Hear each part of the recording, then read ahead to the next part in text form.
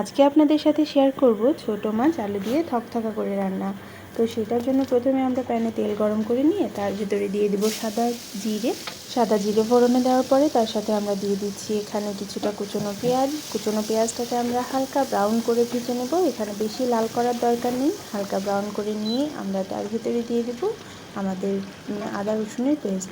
আদা রসুনটা কিন্তু এখানে কম পরিমাণে দিলেও হয়, ছোটো মাছের তরকারিতে অনেক বেশি আদা রসুন না দিলেও চলে।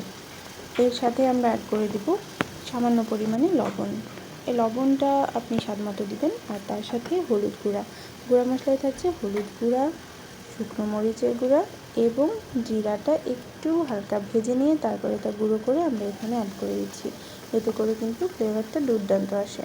তারপরে মশলাটা একদম সুন্দর করে মিক্সড করে নিয়ে এই যে তেল ছাড়বে যখন, এই সময় আমরা ভেজে রাখা আলুটা দিয়ে দিলাম। আলুটা আমি জাস্ট পাতলা করে কেটে নিয়েছি আর তার সাথে লবণ হলুদ দিয়ে আলুটাকে ভেজে নিয়েছি।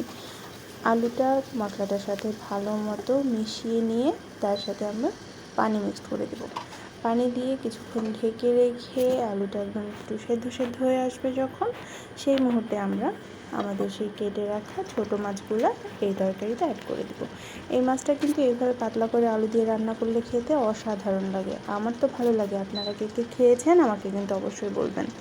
আর এই যে বেশি নাড়াচাড়া করার দরকার নেই, কারণ ছোটো মাছ এমনিতেই প্রচুর নরম, বেশি নাড়াচাড়া করতে গেলে মাছ কিন্তু ভেঙে যায়। দেখুন আমাদের রান্না এই যে এই পর্যায়ে আমরা 5 থেকে 7 মিনিট ঢাকা দিয়ে রাখবো। আমাদের রান্না কিন্তু একদম রেডি হয়ে যাবে। রসটা শুকিয়ে আসলেই রান্না শেষ। তারপরে গরম ভাতে আমরা এটাকে এখন সার্ভ করব।